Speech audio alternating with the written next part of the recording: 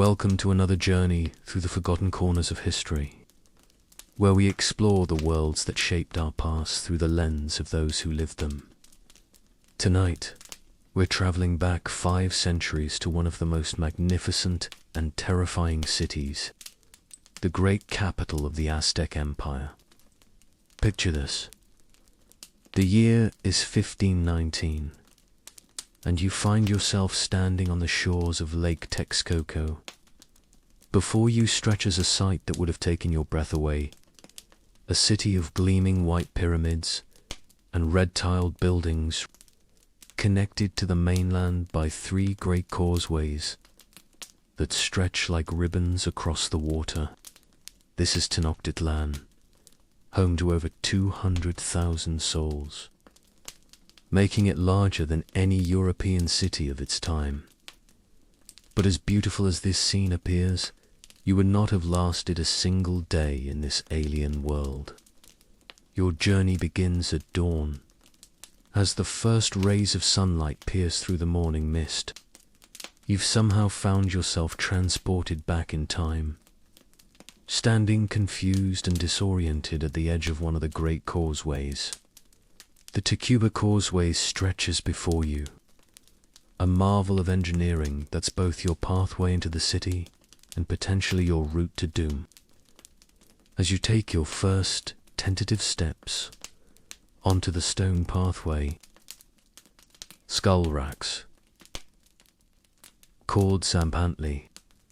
These aren't decorative flourishes or artistic statements. They're displays of actual human skulls, thousands upon thousands of them. The morning sun catches the empty eye sockets, creating an almost hypnotic pattern of light and shadow. These are the remains of sacrifice victims, enemy warriors, and criminals. A stark reminder of the price of existing in this world. The causeway beneath your feet is a testament to Aztec engineering prowess. Built from stone and timber, it's wide enough for 8 horses to ride abreast. The construction required moving massive amounts of rock and earth, much of it carried by human labor since the wheel, while known to the Aztecs, was used only for toys and ceremonial objects. Every stone you walk upon represents hours of back-breaking labor by workers who receive no payment. As you walk, you notice the lake around you isn't the pristine body of water you might expect. This is a working lake. Its water's brown, with the runoff from the city's sophisticated. The Aztecs had developed remarkable sanitation practices for their time, but the sheer scale of the population means the lake carries the waste of 200,000 people. The smell hits you in waves. Not just human waste, but the rotting vegetation, the floating gardens that dot the lake's surface, mixed with the metallic scent of blood from the countless sacrifices. Approaching the city proper, you encounter your first checkpoint. Aztec guards, resplendent in their quilted cotton armor and feathered headdresses. Their weapons, obsidian-edged clubs, called macuatl, obsidian, volcanic glass, napped, creates edges that are actually sharper than modern steel surgical instruments. One wrong move, one failure to show proper respect, and you could find yourself bleeding out on the causeway stones. But let's assume you somehow convince them you belong here. Perhaps you're taken for a trader from a distant province, or maybe a pilgrim come to witness the great ceremonies. You're allowed to pass. But now you face an even greater challenge, navigating the social minefield of Aztec society. The first thing you notice as you enter the city proper is the overwhelming sensory assault. The sounds hit you first. The constant chatter of the massive market at Tlatelolco, where goods from across Mesoamerica. Vendors cry out their wares in Nahuatl, A language whose tonal qualities and clicking sounds would be completely alien to most modern ears. The rhythm of obsidian knapping echoes from weapon makers' stalls, mixed with the grinding of corn on matite. The stone platforms used to process the grain that forms the backbone of the Aztec diet. The smells are equally overwhelming. The sweet scent of copal incense, burned constantly in religious ceremonies, mingles with the aroma of chili peppers being roasted over charcoal fires. The metallic tang of blood seems to permeate everything, not just from the sacrificial sites. Dogs, hairless, zealoid squintly bred specifically for meat.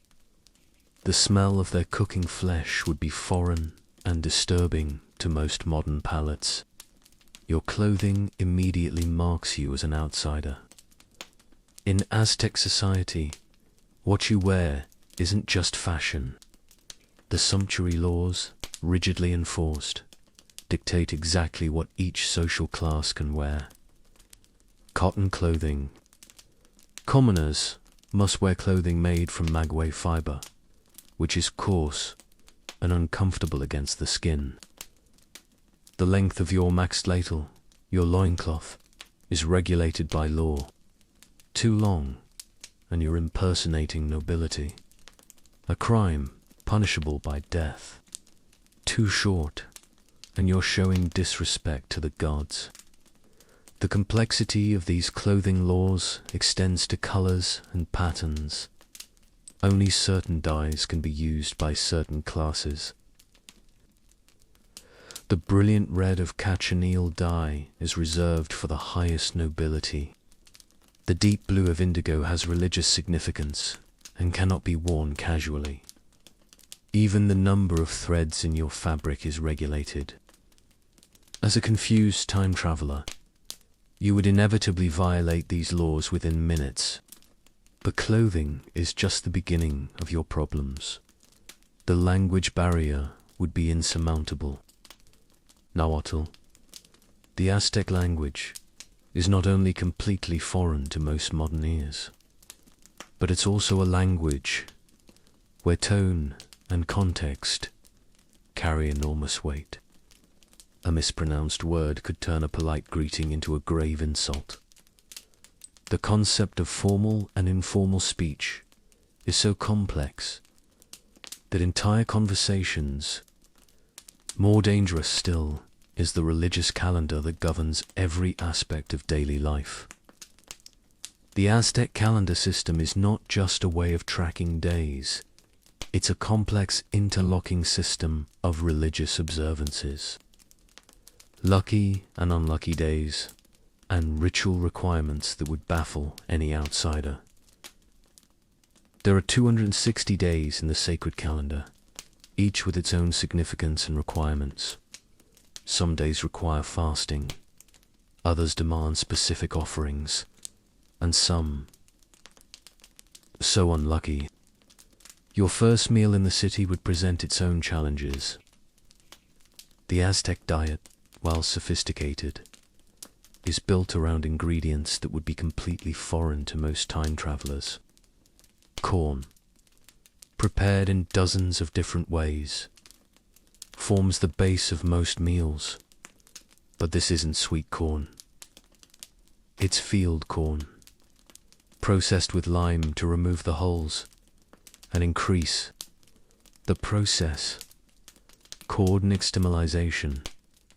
The meat in your meal might be dog, as mentioned earlier, or it might be turkey, the only other domesticated animal, but more likely, if you're eating with common people, ant larvae or waterfly eggs harvested from the lake.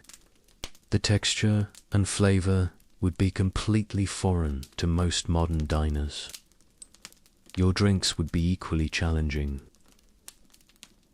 Pulque, fermented from the sap of the maguey plant, is the common, but its consumption is strictly regulated. Public drunkenness is punishable by death, and only certain classes of people are allowed to drink it at all. The drink itself has a slimy texture and sour taste that many find unpalatable. Water, when available, comes from the lake system and carries the risk of waterborne diseases that your modern immune system wouldn't be equipped to handle. The physical layout of the city would be disorienting in ways that go beyond mere unfamiliarity.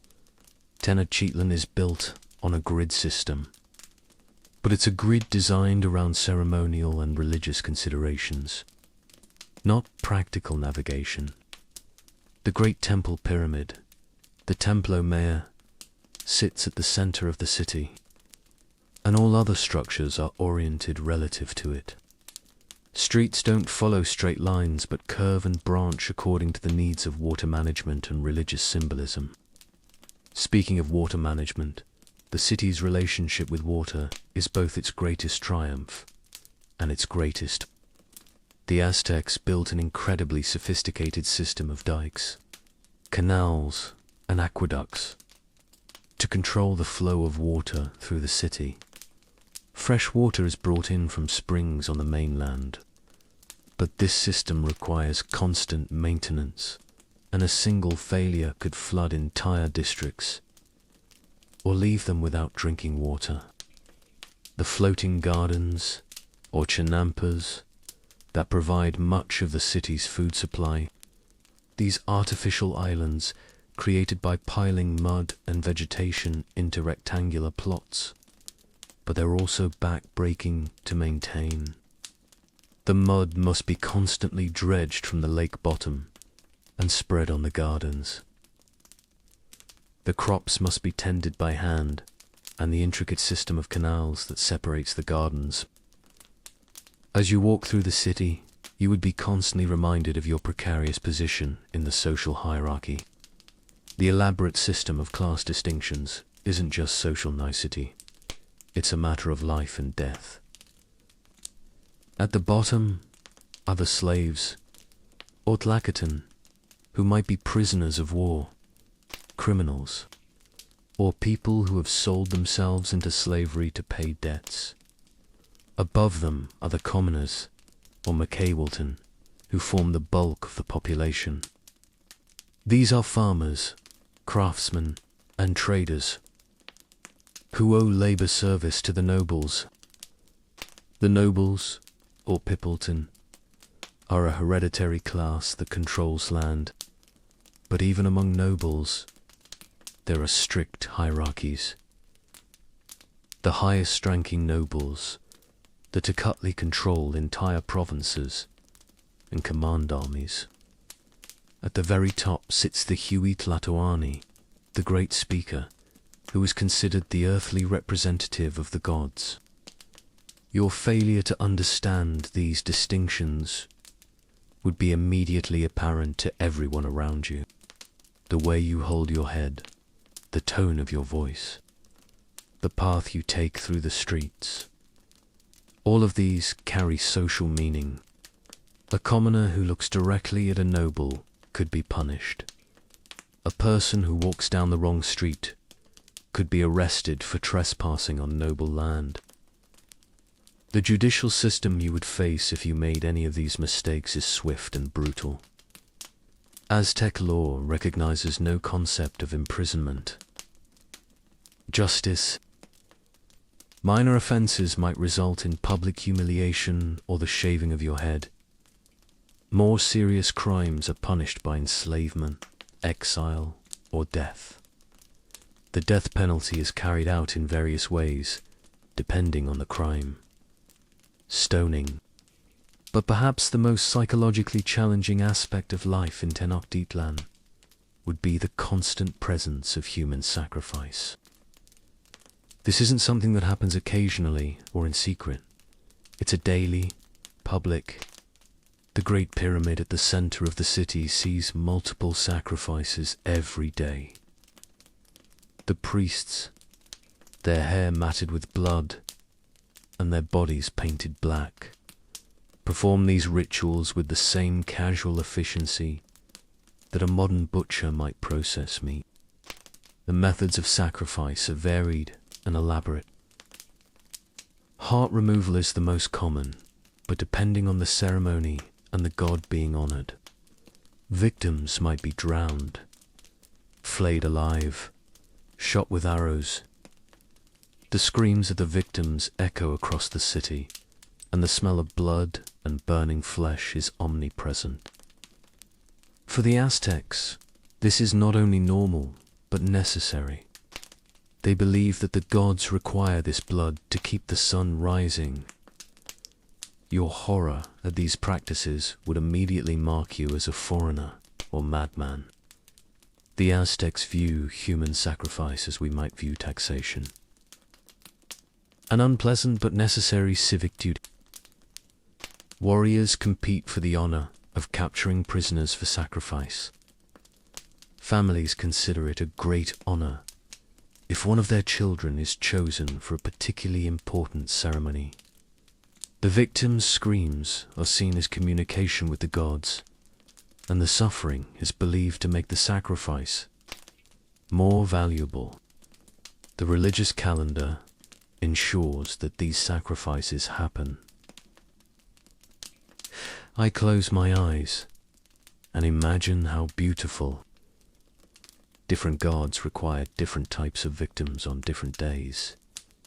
Children are drowned for the rain god. Warriors are chosen for the sun god Tonatiuh. Women are flayed for the agricultural goddess. The complexity of the ritual calendar means that there's always some ceremony requiring blood sacrifice happening. As night falls on your first day in Tenochtitlan, the city has no hotels or inns. As we understand them, travelers typically stay with relatives or trade partners, relationships that you obviously don't have. The alternative is to sleep rough. But the city's streets are patrolled by guards who would be immediately suspicious of anyone. Sleeping outdoors without proper authorization, the night brings its own dangers.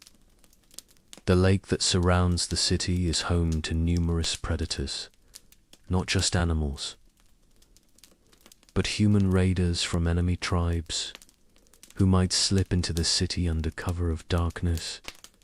The city's defenses are impressive, but they're designed to repel large-scale attacks. The drumming from the great temple continues throughout the night, accompanied by the wailing of mourners. The howling of dogs echoes across the water. The splash of canoes carrying goods and people through the canal system creates a constant background rhythm. Sleep, if it comes at all, would be fitful. Your first day in Tenochtitlan would end not with the satisfaction of survival, but with the growing realization that you were completely and utterly out of your depth. Every aspect of this society, from the food you eat, to the clothes you wear, to the words you speak, is governed by complex rules and traditions that you don't understand and cannot hope to learn. The magnificent city that appeared so beautiful from the causeway has revealed itself to be a sophisticated trap. Its beauty is built on a foundation of blood and suffering that extends far beyond the spectacular sacrificial ceremonies.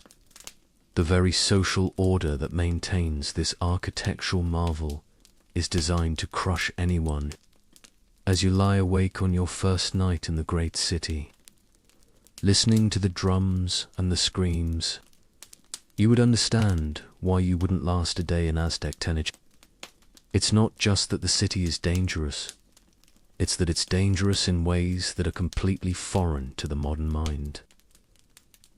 It's a place where beauty and brutality are inseparable, where the magnificent and the monstrous exist side by side, where the price of civilization is paid in blood, and the currency of survival is perfect conformity to an alien way of life.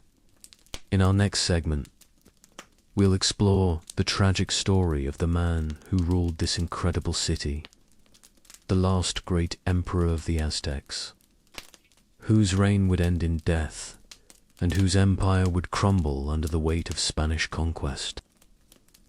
Now we turn our attention to the man who ruled this magnificent yet terrifying city, a figure whose story reads like a Greek tragedy. Moctezuma Xocoyotzin, known to history as Moctezuma II, was the ninth, the Huey Tlatoani, the great speaker whose word was law, across an empire that stretched from coast to coast. Born around 1466, Moctezuma came to power in 1502 at the age of approximately 36. His name, which means "he who frowns like a lord," would prove prophetic. He was a man destined to witness the end of his world, to preside over the collapse of everything his ancestors had built. Over 2 centuries of conquest and consolidation. To understand Moctezuma's tragedy, the Aztec emperor was not merely a political leader, the earthly representative of Huitzilopochtli. Every morning, Moctezuma performed elaborate rituals to ensure the sun would rise. Every decision he made was believed to affect the cosmic order itself. The daily routine of the emperor was a carefully choreographed dance of ritual and ceremony.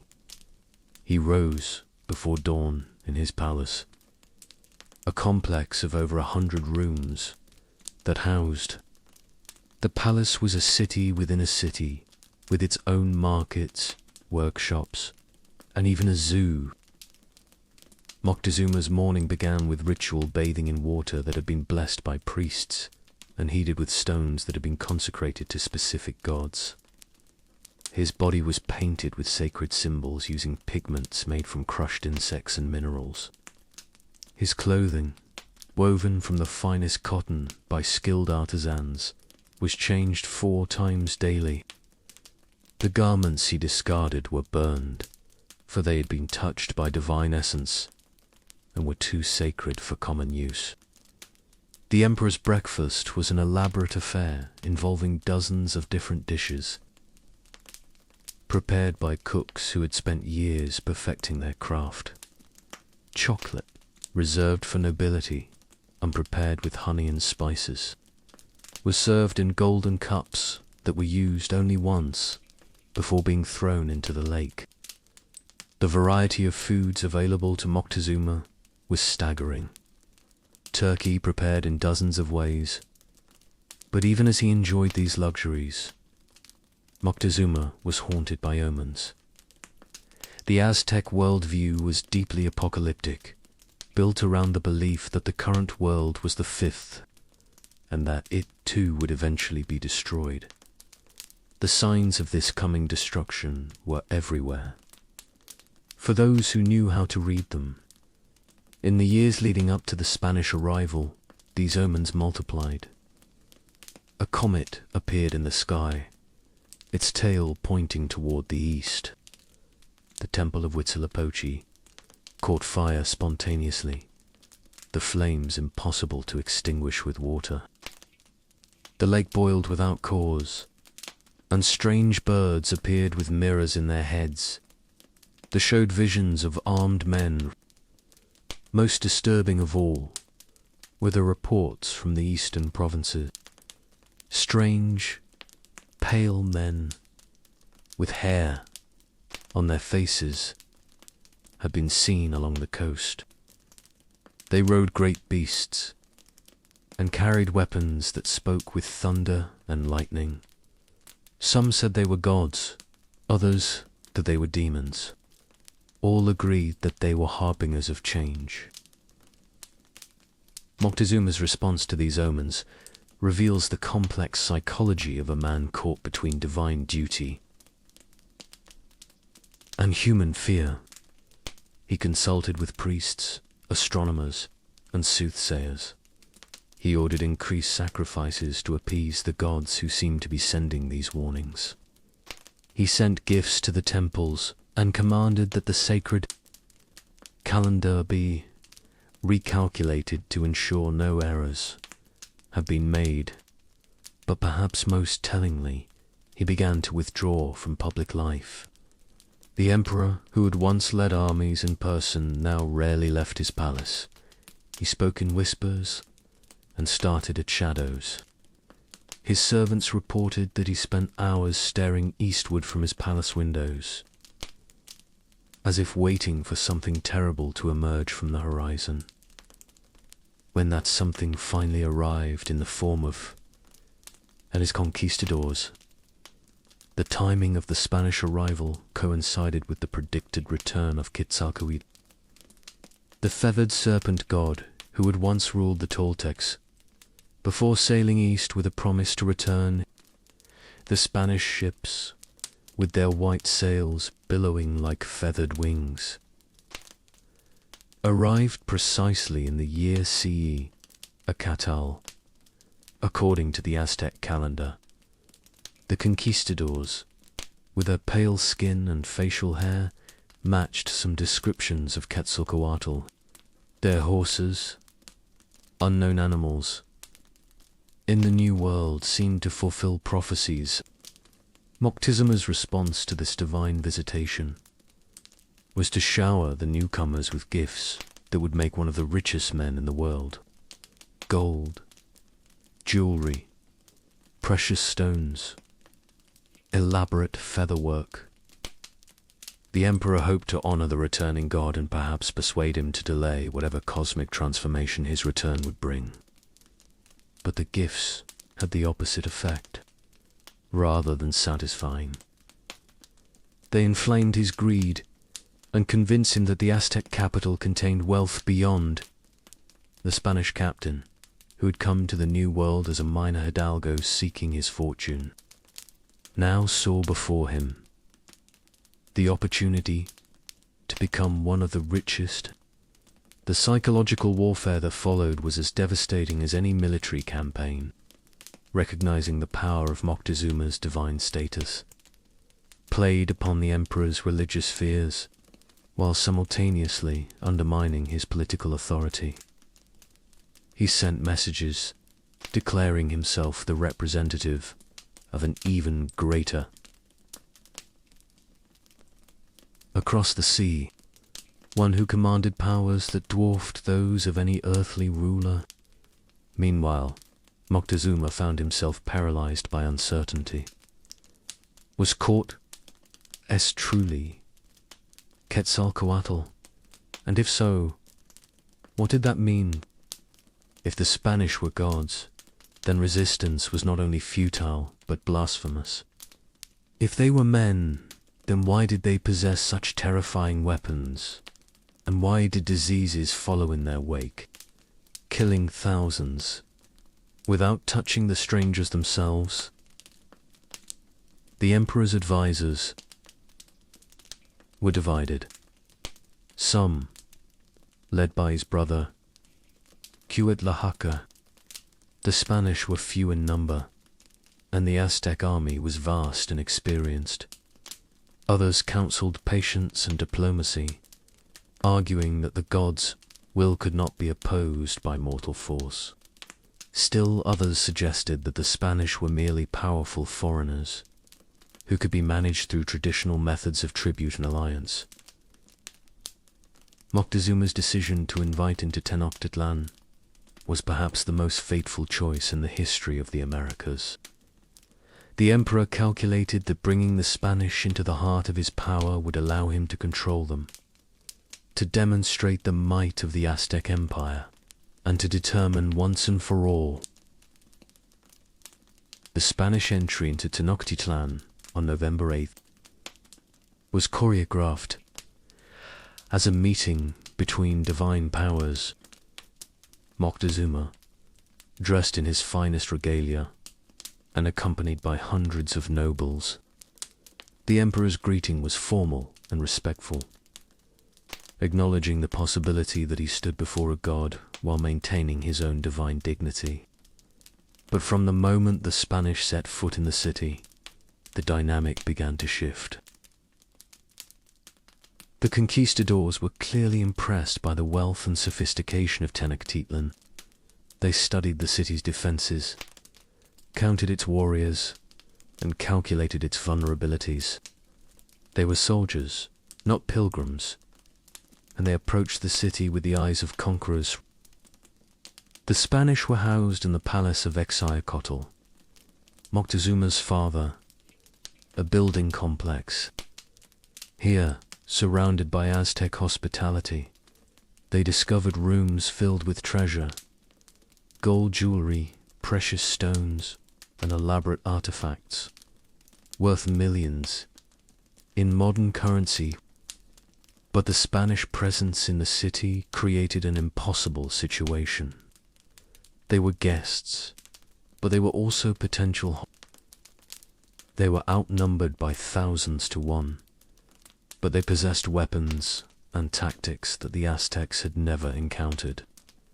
Most critically, they carried diseases that began to spread through the population, killing Aztecs, while leaving the Spanish untouched. The crisis came to a head during the festival of Tenochtitlan, one of the most important religious celebrations in the Aztec calendar. While Moctezuma had given permission for the ceremony to proceed, Pedro de Alvarado, left in command, while dealt with a rival Spanish force, became convinced that the festival was cover for a planned uprising. What happened next remains one of the most controversial events in colonial history. Alvarado ordered his men to attack the unarmed celebrants in the temple courtyard. Hundreds of Aztec nobles, priests, and warriors were killed in what became known as the massacre. The victims were not soldiers, but ceremonial participants, many of them from the highest levels of Aztec society. The massacre shattered whatever remained of Moctezuma's authority. The emperor who had failed to protect his people during their most sacred ceremony was no longer seen as the earthly representative of the gods. The divine kingship that had been the foundation of Aztec political power crumbled in the face of Spanish violence. And Moctezuma's, when Cortés returned to find the city in uprising, the emperor who had once commanded absolute obedience was now reviled by his own people. The Spanish had won a Pyrrhic victory, gaining control of the emperor, while losing any hope of governing through him.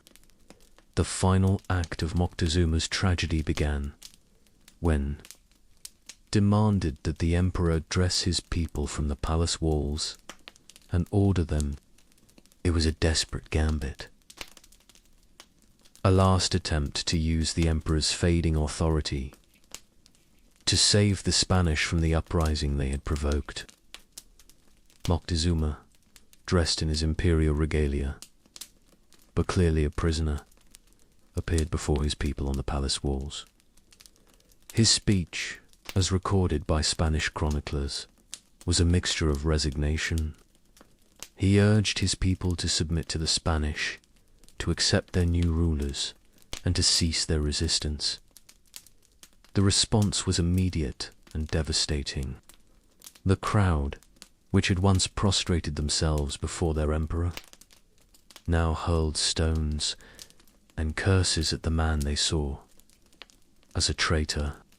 Moctezuma, the living god who had once held the power of life and death over millions, was struck down by rocks, thrown by his own subjects. The exact circumstances of Moctezuma's death. Spanish sources claim he died from wounds inflicted by his own people. Indigenous accounts suggest he was killed by the Spanish once his usefulness had ended. The truth, lost in the chaos of conquest and the conflicting interests of the chroniclers. What is certain is that Moctezuma's death marked the end of an era. The man who had ruled the greatest empire in the Americas, who had commanded armies and controlled the tribute of millions, died as a prisoner in his own palace, abandoned by his people and betrayed by his guests. His body, according to Spanish accounts, was thrown into the lake that surrounded the city. The tragedy of Moctezuma was not merely personal, but cosmic. His death represented the collapse of an entire worldview, the failure of a religious and political system that had seemed as permanent as the mountains that surrounded the valley. The gods had not protected their earthly representative, and the cosmic order that had sustained the Aztec Empire had been revealed as fragile. In the end, Moctezuma's story is one of impossible choices and tragic misunderstandings. He was a man trying to preserve his world through accommodation and diplomacy, facing enemies who sought not coexistence. He was a divine king whose divinity became his weakness, a ruler whose reverence for the gods prevented him from taking the decisive action that might have saved his empire. The emperor who had once believed himself to be the earthly representative of the gods died understanding.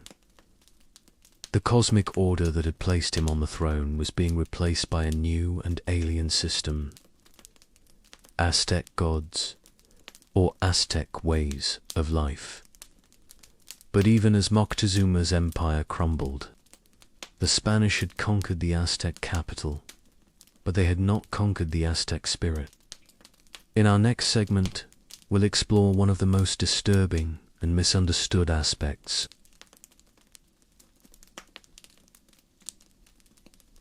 the practice of human sacrifice. Deep beneath the bustling streets of modern Mexico City, archaeologists have uncovered evidence of one of history's most controversial and misunderstood practices.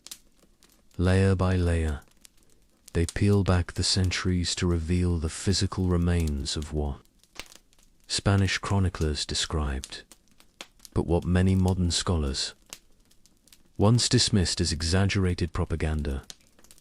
The mystery of Aztec human sacrifice is not whether it occurred, but rather the staggering scale, the complex religious motivations, and the sophisticated methods that made it central to the functioning of the most powerful empire in pre-Columbian America.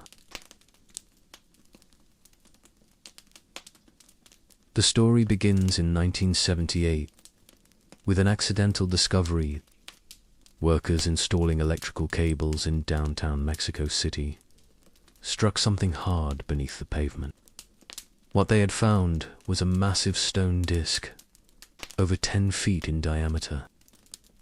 This discovery led to one of the most significant archaeological excavations in Mexican history, the uncovering of the Templo Mayor, the great temple that stood at the heart of Tenochtitlan.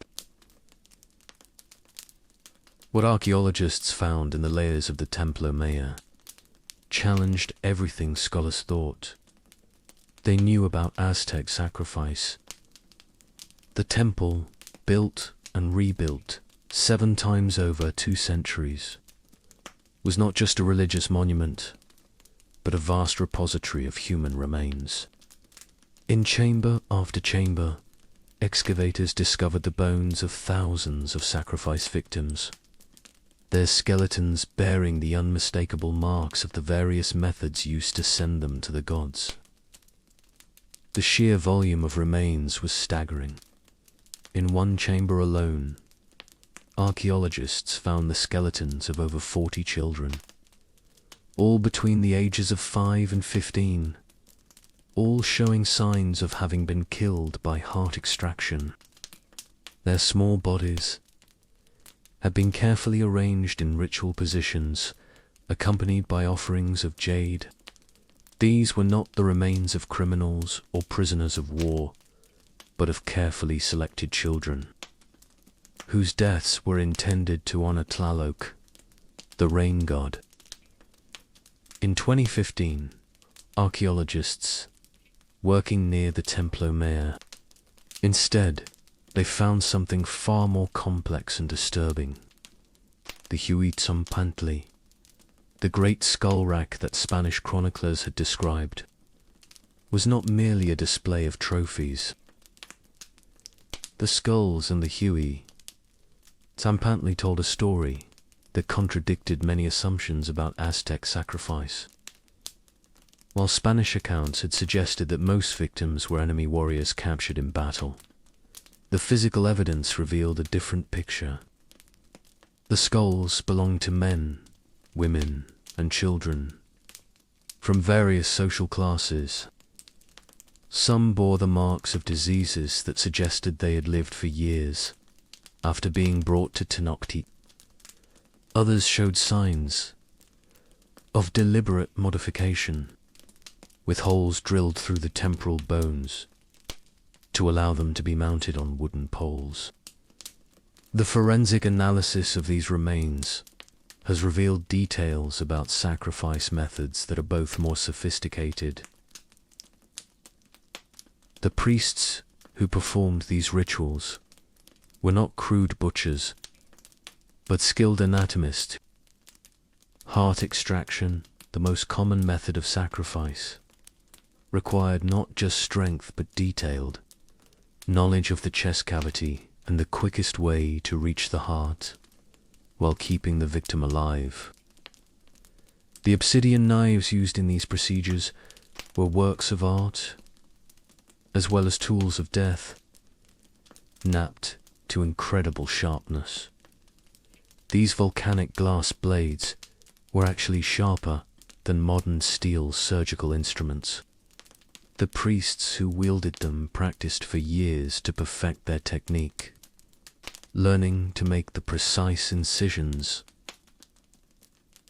that would allow them to reach the heart in a matter of seconds.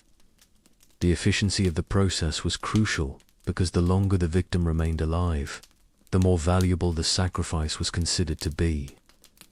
But heart extraction was only one of many methods used by Aztec priests.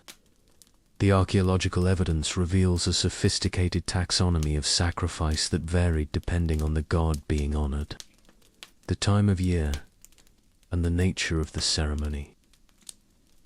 Children were drowned for Tlatelolco, their tears considered essential for bringing rain. Warriors were flayed alive for Tlatelolco, the god of agricultural renewal. One of the most disturbing discoveries was evidence of mass drowning ceremonies in the sacred cenote Chichen Itza. Similar practices were continued in Tenochtitlan's sacred pools. Victims, often children, were thrown into these pools during times of drought. The water was considered sacred, and the victims were believed to become messengers to the rain god. Archaeological evidence suggests that some victims were kept alive in the water for days, their prolonged suffering considered essential for the ritual's effectiveness. The mystery deepens when we consider the logistics of these operations. The Spanish chronicler Bernal del Castillo claimed to have witnessed ceremonies where hundreds of victims were sacrificed in a single day. For decades, scholars dismissed such accounts as exaggerated propaganda. But the archaeological evidence suggests that these numbers may have been accurate or even conservative. The Temple Mayor complex included facilities that could only have been designed for large-scale human sacrifice. Stone channels carved into the temple steps carried blood down to collection pools. Specialized chambers were used for the preparation of victims, including areas where they were bathed, painted, and dressed in ceremonial clothing. The sheer size of these facilities suggests that mass sacrifice was not an occasional event, but a regular feature of Aztec religious life. Perhaps, most mysteriously, this is not to say that all sacrifice was voluntary, but rather that Aztec religious culture had developed sophisticated methods for preparing victims psychologically for their fate. The use of hallucinogenic substances, particularly psilocybin mushrooms and morning glory seeds, was common in pre-sacrifice rituals.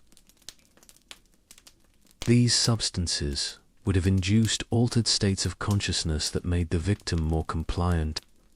The ritual preparation of victims could last for weeks or even months. Children selected for sacrifice to Tlatelolco were often kept in special chambers, where they were fed only the finest foods and treated with elaborate care. Their tears were considered especially valuable, so priests would sometimes burn incense with irritating properties to make them cry. The children were told that they were being prepared for a great honor, that they would become gods themselves and intercede for their families with the divine powers. Adult victims, warriors destined for sacrifice, were often given a period of freedom before their death, during which they were treated as living gods. They were provided with food, drink, and even sexual companions. Some were given the opportunity to fight in gladiatorial contests where they might win their freedom. Though the odds were deliberately stacked against them, the mystery of Aztec sacrifice becomes even more complex when we consider its economic and political dimensions. The practice was not merely religious, but served important social functions that helped maintain the stability of the empire. The threat of sacrifice was used to enforce social order, with certain crimes punishable by ritual death. The promise of sacrifice was used to motivate warriors, who knew that a glorious death in battle would earn them a place in the highest heaven. The acquisition of victims for sacrifice also drove much of Aztec military expansion. The famous Flower Wars, or Ixoquimquistli, were battles fought, not for territory. These conflicts were carefully regulated, with rules about weapons, tactics. The practice created a complex relationship between the Aztec Empire and its neighbors, who were simultaneously enemies and partners in a ritualized cycle of warfare and sacrifice. Recent archaeological discoveries have revealed evidence of sacrifice practices never witnessed or chose not to record. In 2017, excavations at the Templo Mayor uncovered a chamber containing the remains of a jaguar that had been sacrificed alongside human victims. The great cat's skeleton showed signs of having been killed by the same methods used on human victims, its heart extracted with the same precision. This discovery suggests that the Aztec understanding of sacrifice extended beyond human victims to include the animal world. Even more mysterious are the remains of what appear to be. Spanish accounts describe the consumption of sacrifice victims' flesh, but many historians dismiss these as propaganda designed to justify the conquest. However, archaeological evidence from several sites shows clear signs of systematic butchering of human remains, with cut marks on bones that suggest the deliberate removal of meat. This practice appears to have been highly regulated, with only certain parts of the body consumed and only by specific groups of people. The consumption of sacrifice victims was not driven by nutritional needs, but by religious beliefs about the transmission of divine power. The Aztecs believed that the gods had sacrificed themselves to create the world, and that human sacrifice was necessary to maintain the cosmic order. By consuming the flesh of those who had been offered to the gods, the mystery deepens when we consider the scale of these practices across the entire. While the Templo Mayor in Tenochtitlan was the most important sacrifice site, every major settlement had its own temples and its own schedule of ritual killings. Conservative estimates suggest that tens of thousands of people were sacrificed annually across the empire, with some scholars proposing numbers in the hundreds of thousands. The demographic impact of these practices remains a subject of intense debate. Some historians argue that the scale of sacrifice was unsustainable and contributed to the empire's vulnerability to Spanish conquest. Others suggest that the practices were carefully regulated to avoid depleting the population. Spanish chroniclers and modern sensation. What is clear is that the practice of human sacrifice was not a peripheral aspect of Aztec civilization. The complex religious calendar that governed Aztec life included dozens of festivals that required human sacrifice.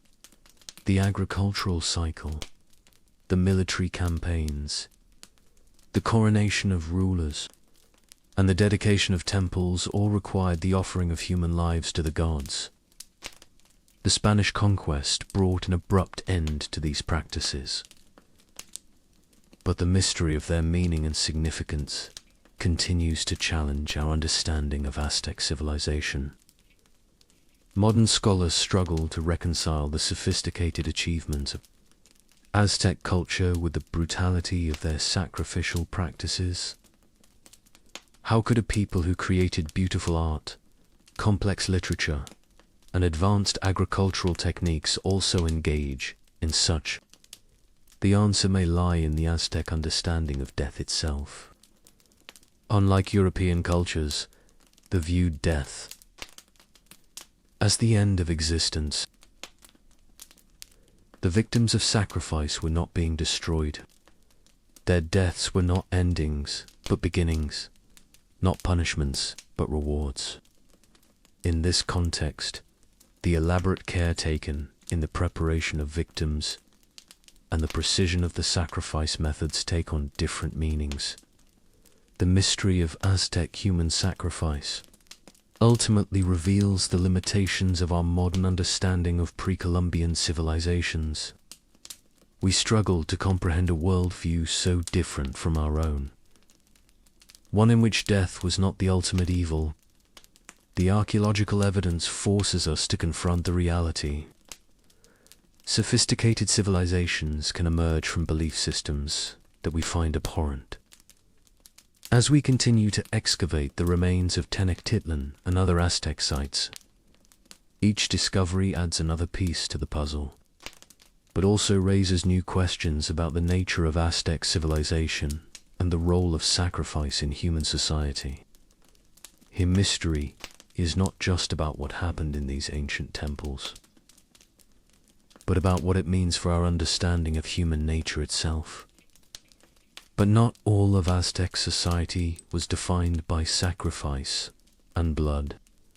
In our final segment, we'll step into the opulent world of Moctezuma's palace, where luxury and power created a different kind of spectacle, one that dazzled even the Spanish conquistadors who had come to destroy it. Beyond the blood and sacrifice, beyond the harsh realities of daily life for common citizens, there existed in Tenochtitlan a world of almost unimaginable luxury. The palace of Moctezuma II was not merely a residence, a sprawling complex that housed thousands of people and showcased the pinnacle of Aztec civilization. To walk through its halls was to witness the accumulated wealth and artistic achievement of an empire that stretched from ocean to ocean. The palace complex, known as the Huey Tecpan, covered an area larger than many European cities. Built on a raised platform near the Great Temple, it consisted of over 300 rooms arranged around multiple courtyards, each serving specific functions in the elaborate choreography of imperial life.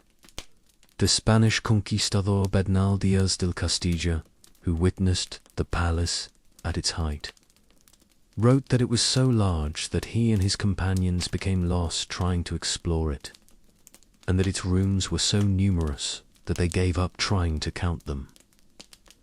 The architecture itself was a marvel that combined practical engineering with symbolic meaning. The walls, built from the finest volcanic stone, were covered with stucco and painted in brilliant colors made from mineral pigments that retained their vibrancy for centuries. The floors were made of polished stone so smooth that they reflected like mirrors, The ceilings were supported by massive wooden beams carved with intricate designs, depicting the genealogies of the royal family.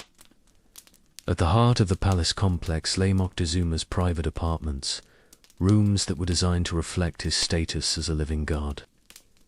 The emperor's sleeping chamber was a masterpiece of Aztec craftsmanship, its walls covered with murals depicting the creation of the world. The bed itself was a platform carved from a single piece of precious hardwood, raised on legs shaped like jaguars and covered with textiles woven from the finest cotton.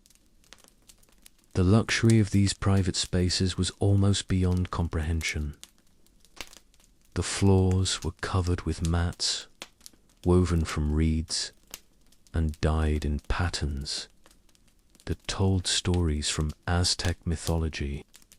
The walls were hung with tapestries made from feathers arranged in designs so intricate that they seemed to shimmer and move in the lamplight. Gold ornaments, crafted by artisans whose skills had been passed down through generations, caught and reflected the light from hundreds of oil lamps. But perhaps the most remarkable aspect of the palace was its human dimension. The complex housed not just the royal family, but an entire society. Artisans. Conservative estimates suggest that over 4,000 people lived and worked within the palace walls, creating a small city dedicated entirely to maintaining the emperor's comfort and dignity. The hierarchy within the palace was as complex as that of the empire itself. At the top were the royal family members, each with their own apartments. Below them were the high nobles who served as advisors and administrators, men who had earned their positions through military service or administrative skill. The palace also housed the emperors, many wives and concubines. The daily routine of palace life was governed by elaborate protocols. Every morning began with the emperor's ritual bathing, an elaborate ceremony that involved dozens of servants and priests. The water for the bath was brought from sacred springs and heated with stones that had been blessed in religious ceremonies. The emperor's body was washed with soap made from the fruit of the soap tree and scented. His hair was washed with extracts from plants that were believed to have divine properties. The clothing ceremony that followed was equally elaborate. Moctezuma never wore the same garment twice, and his daily outfit was selected from a wardrobe that contained thousands of items. The textiles were woven from cotton, so fine that it felt like silk, dyed with colors. The emperor's jewelry was changed daily, with different pieces selected to reflect the religious calendar. The breakfast ceremony was a performance that demonstrated the emperor's divine status. Moctezuma ate alone, seated on a low throne, carved from jade. His food was served on plates of gold and silver, and he drank from cups. The meals themselves were elaborate affairs featuring hundreds of different dishes prepared by cooks who had spent years perfecting their skills. The variety of foods available to the emperor was staggering. The tribute system that sustained the empire brought exotic ingredients from every corner of Mesoamerica. Fresh fish was carried by relays of runners from the Gulf of Mexico, arriving at the palace still alive in specially designed containers. Tropical fruits were brought from the hot lands to the south, while game animals were hunted in the mountains and delivered to the palace kitchens. The palace kitchens were industrial operations that employed hundreds of cooks, servants. The main kitchen alone contained over 50 hearths, each designed for specific types of cooking. There were specialized areas for preparing meat, fish, vegetables, and the dozens of different types of bread and tortillas that were served at imperial meals. The chocolate preparation area was particularly elaborate, with skilled chocolatiers who knew the secret recipes for the dozens of different chocolate drinks that were served at court. But the palace was not just a residence. It was also the administrative center of the empire. The complex included offices for the dozens of officials who managed the tribute system. These rooms were filled with codices, the painted books that recorded everything from tax assessments to historical chronicles. The record-keeping system was so sophisticated that officials could track the tribute obligations of hundreds of tributary towns. The throne room, where Moctezuma received visitors and conducted official business. The ceiling was supported by columns carved to represent the cosmic trees that held up the heavens. The walls were covered with maps showing the extent of the empire, painted in bright colors and decorated with the symbols of conquered cities. The throne itself was a masterpiece of stone carving, its surface inlaid with turquoise and jade. The protocols governing audiences with the emperor were so elaborate that they bordered on the theatrical. Visitors, no matter how high their rank, were required to approach the throne. They could not look directly at the emperor's face, and they were required to present gifts before they could speak. The emperor's responses were delivered through intermediaries, as his voice was considered too sacred to be heard directly by most mortals.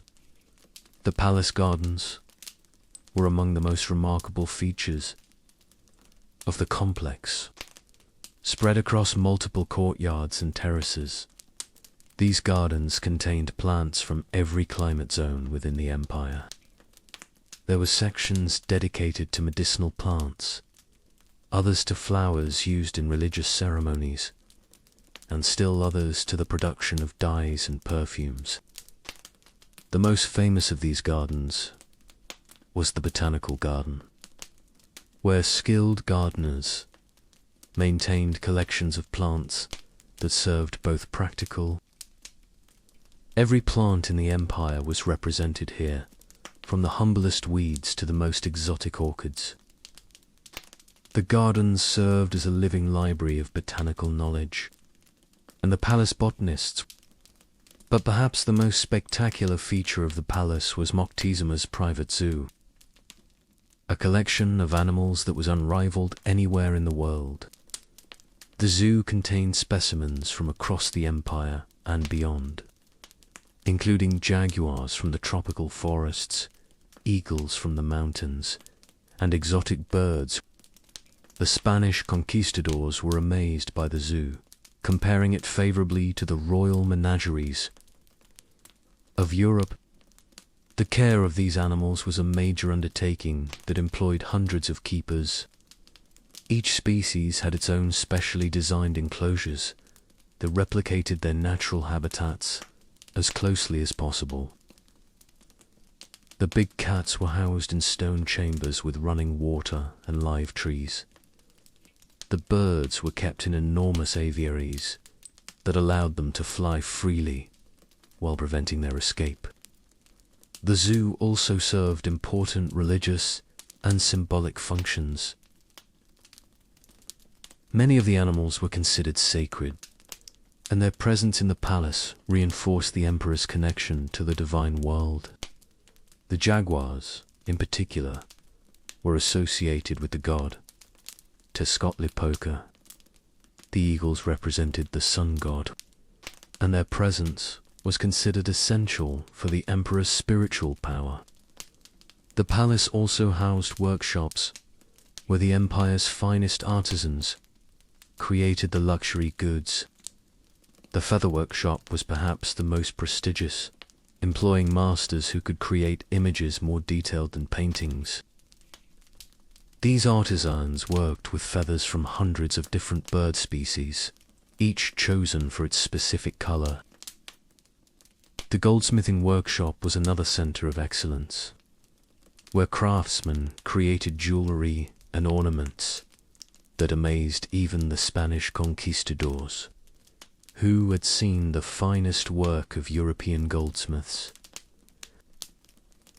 The Aztec goldsmiths had developed techniques for working with gold that were unknown in Europe, including methods for creating hollow objects that were lighter.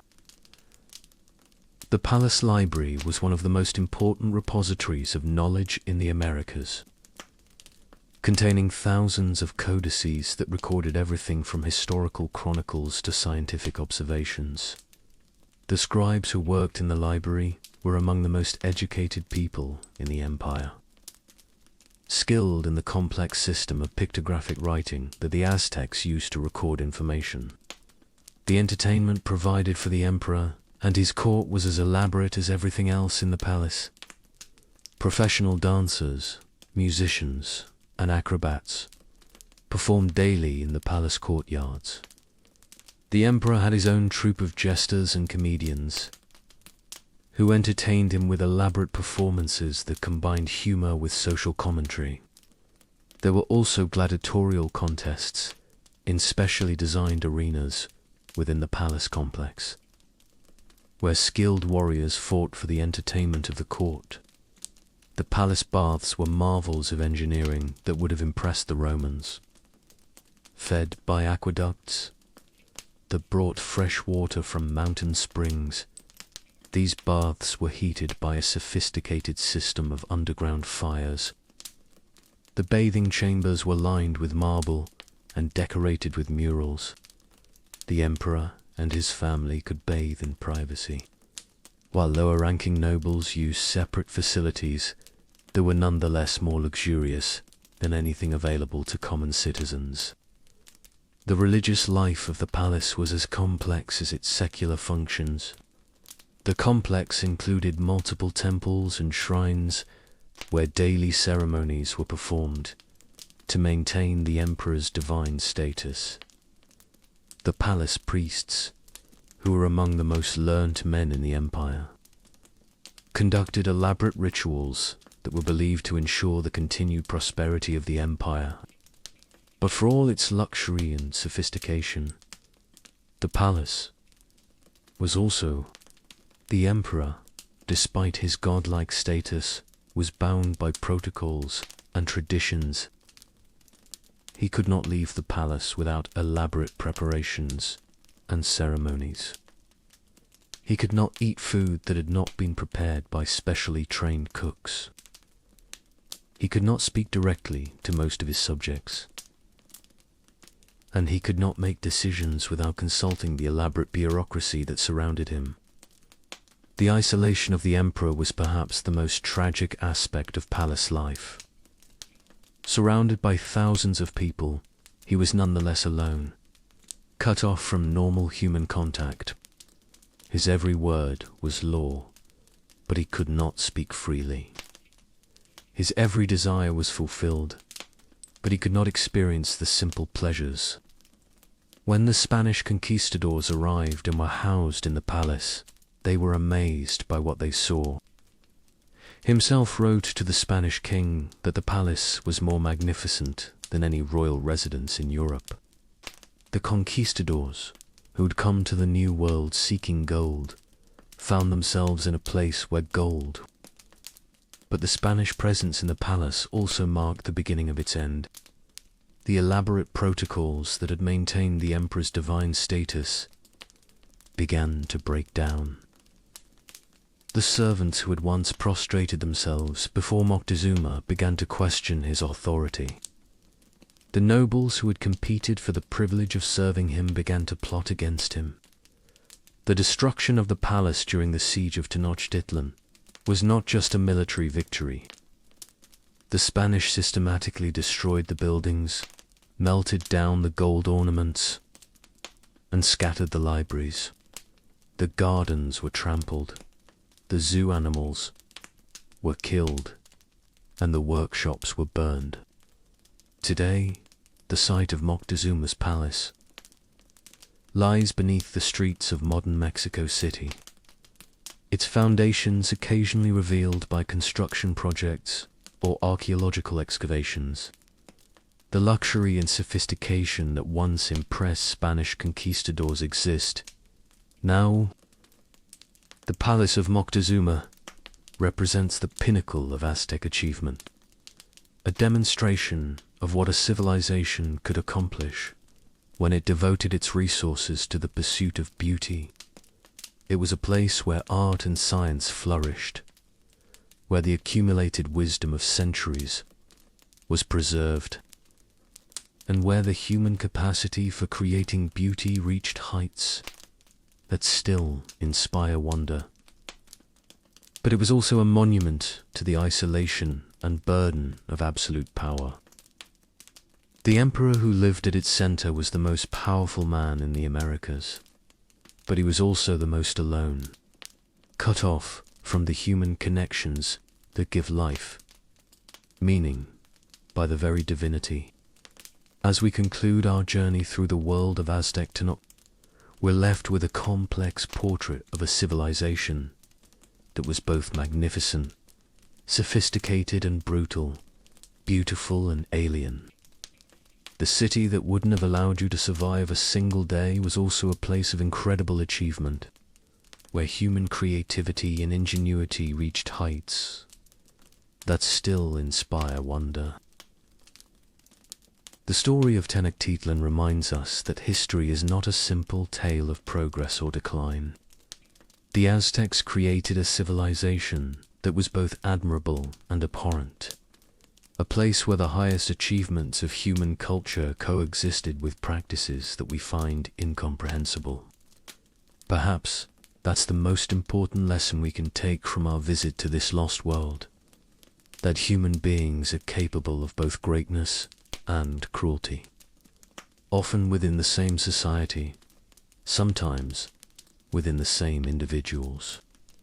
The magnificent city on the lake was home to both the beautiful, a reminder that the human story is never simple, and that the past continues to challenge our understanding of what it means to be human.